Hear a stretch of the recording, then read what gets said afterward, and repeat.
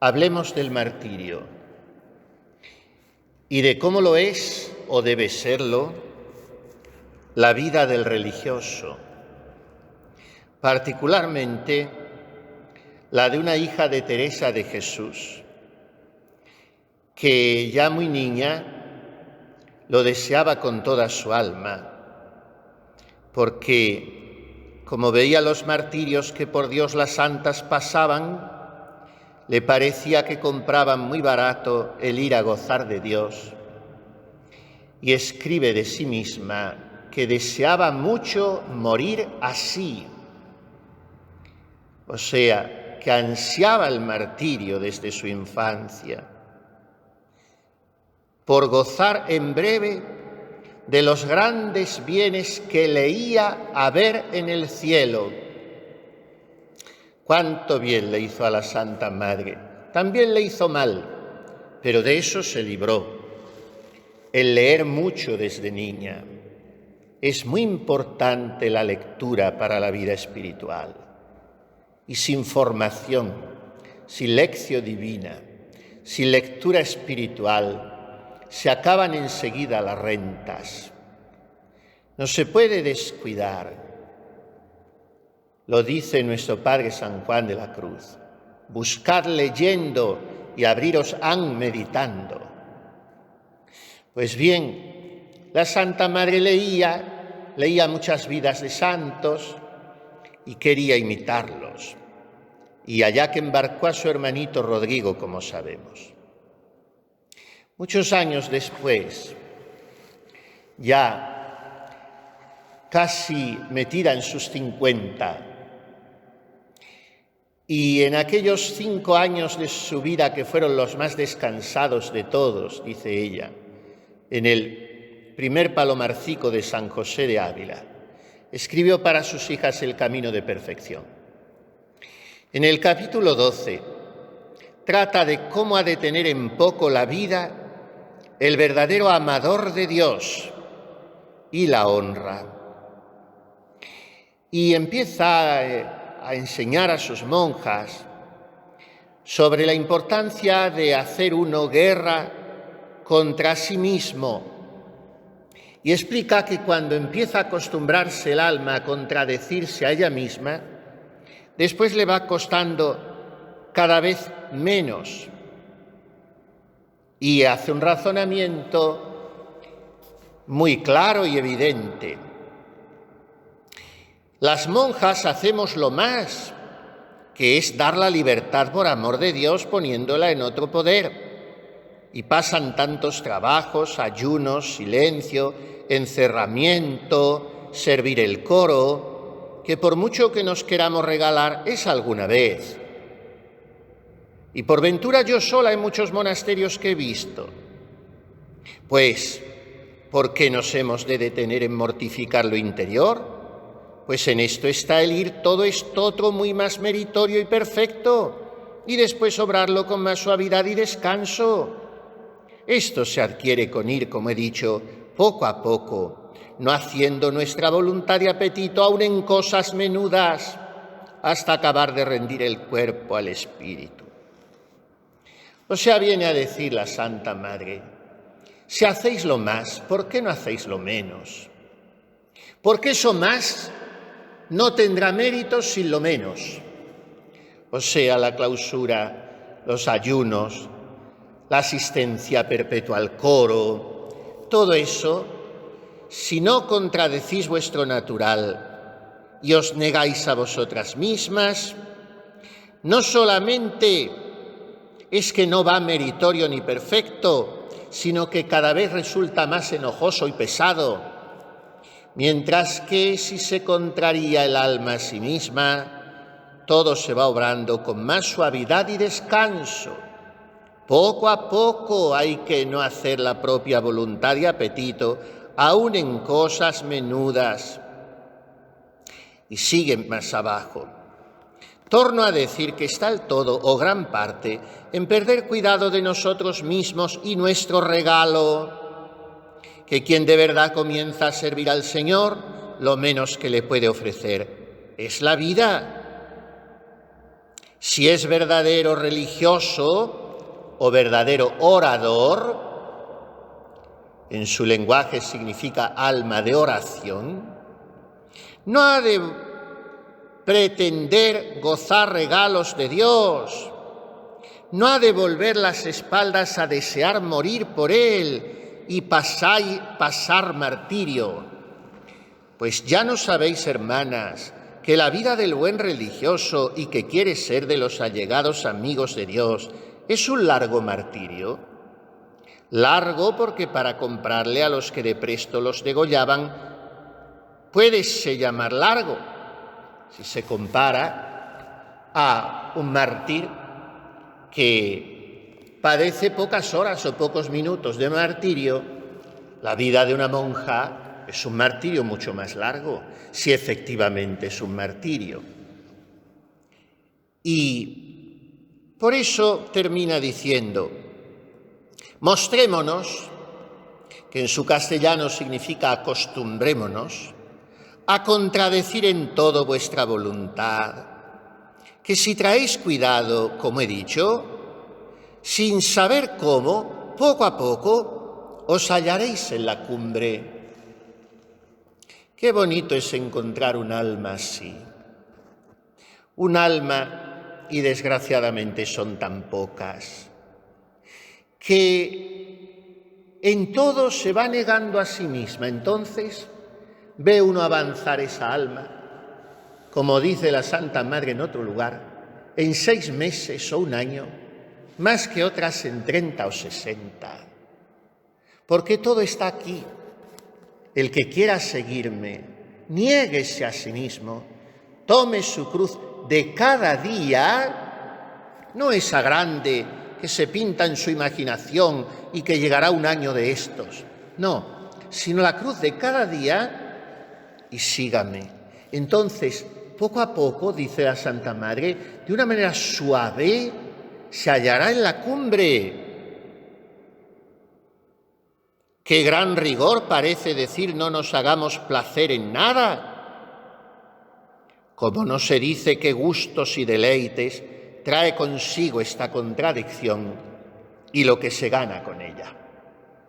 O sea que no tiene que asustar, al contrario, tiene que engolosinarnos esa actitud de negación. Porque aún en esta vida, dice la Santa Madre, da mucha seguridad. Y termina diciendo algo en tono afirmativo, aunque ella sabía bien que no siempre era así, pero para estimular a sus monjas. Concluye así este capítulo 12 del Camino de Perfección.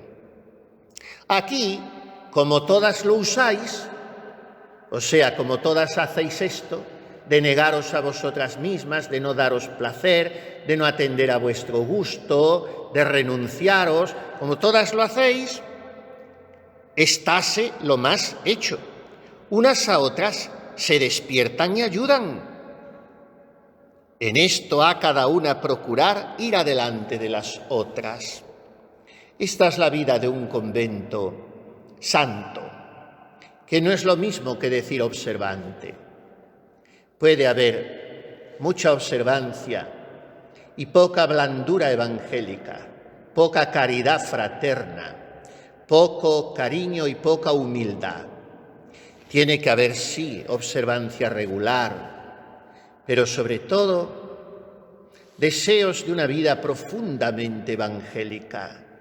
Y entonces así, unas os ayudáis a otras. He meditado en esto del martirio, en el corazón, en el deseo, en la intención de un alma. Y he ido también a aprender un poco de Santa Teresita.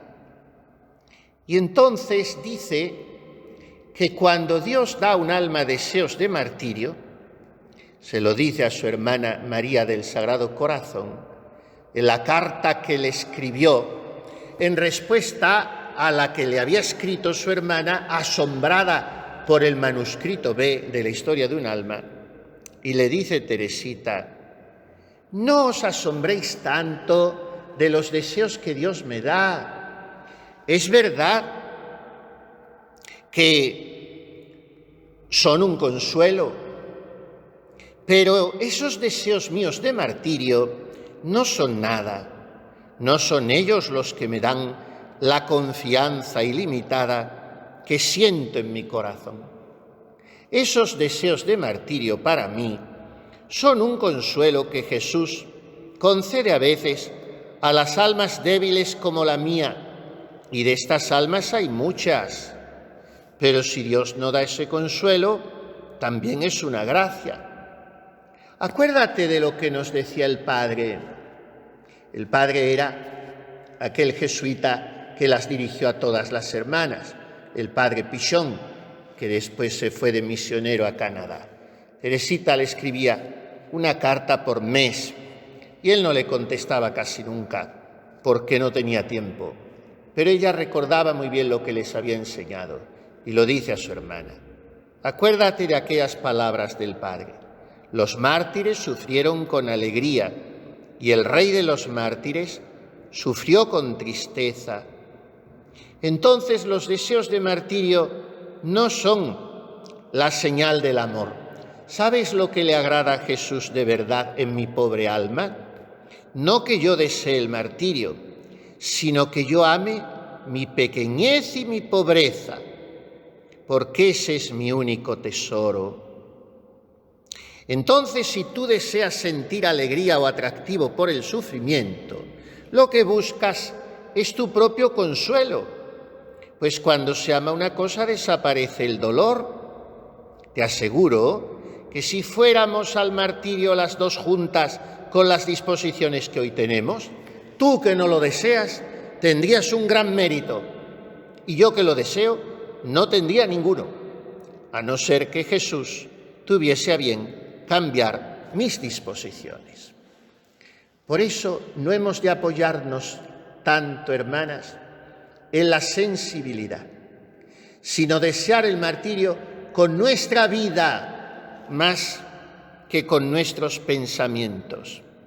Y dice más abajo en esa carta preciosa Teresita: mantengámonos, pues, muy lejos de todo lo que brilla, amemos nuestra pequeñez, deseemos no sentir nada. Es la confianza, y nada más que la confianza, lo que nos conduce al amor. Y por eso el martirio más auténtico es el del amor. Y por eso una carmelita debe ser mártir por ese martirio. Porque solo Jesús lo ve, escribe Teresita a otra hermana suya de la comunidad, Sor María de San José, precisamente el mismo día que había escrito esa otra carta a María del Sagrado Corazón, escribe un pequeño billete a esta María de San José, el 17 de septiembre de 1896, y le dice así: el martirio más doloroso y el más amoroso es el nuestro, pues solo Jesús lo ve. Nunca será revelado a las criaturas en la tierra, pero cuando el Cordero abra el libro de la vida, ¿cuál no será el asombro en la corte celestial al oír proclamar junto al nombre de los misioneros y los mártires el de unos pobres niñitos que nunca hicieron hazañas deslumbrantes? ¿Y cómo vive una carmelita ese martirio diario, esa renuncia de sí misma? Lo hemos dicho muchas veces, sobre todo por el silencio de un corazón que, estando centrado afectivamente, no busca compensaciones ni desahogos.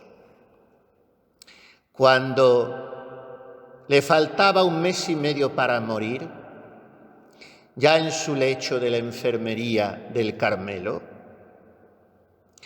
Teresita tuvo un pequeño diálogo también con su hermana Sor María del Sagrado Corazón.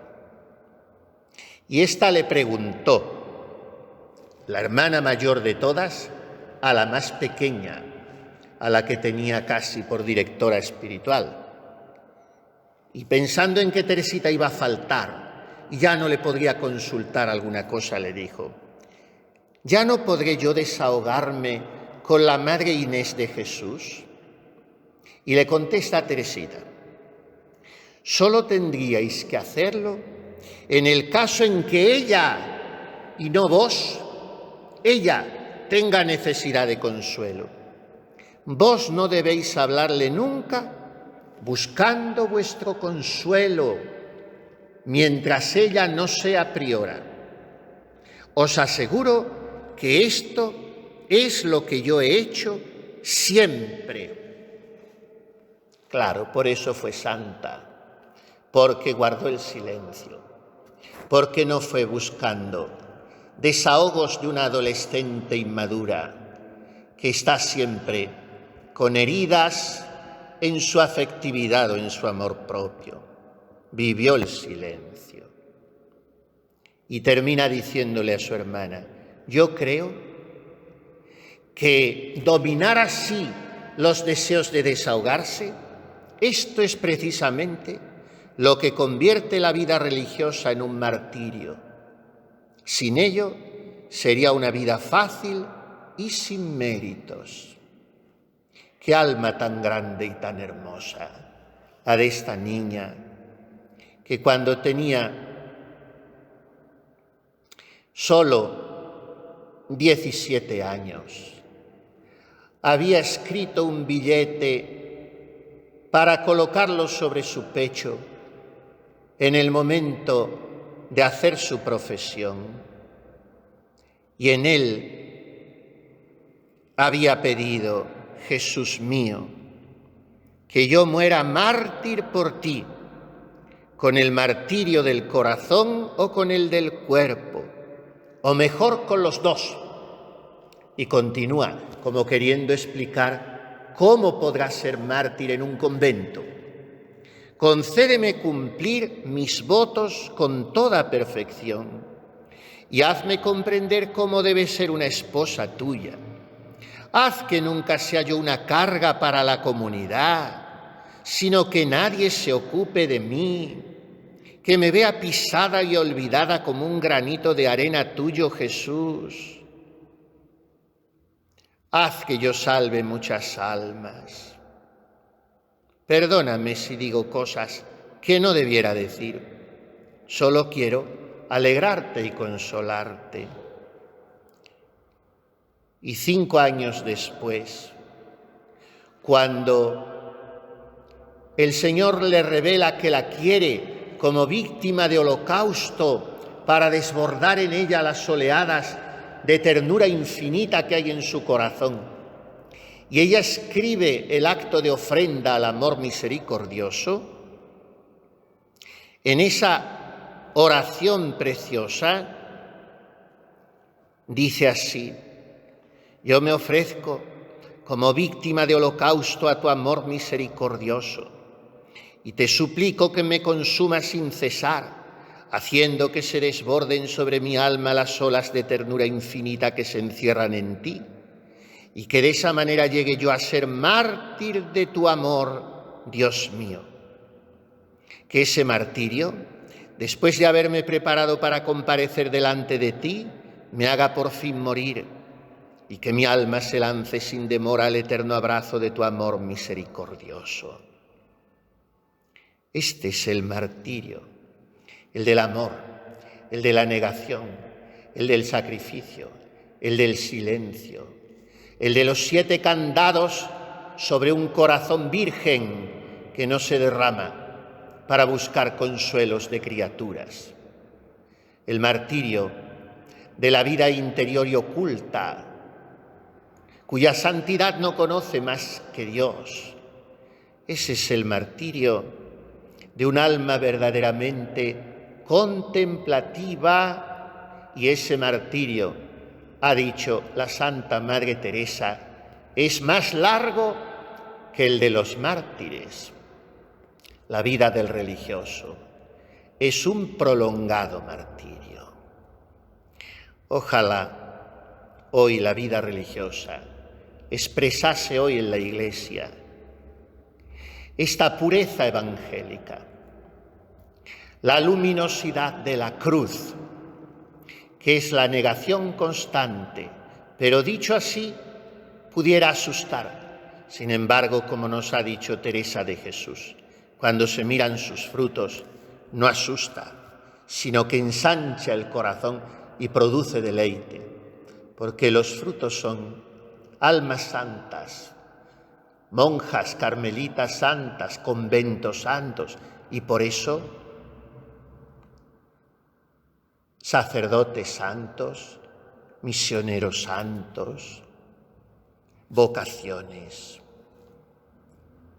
Que la Virgen les conceda a todas vivir así, martirialmente, que es vivir esponsalmente, o sea, unidas a Jesús, esposo de sangre.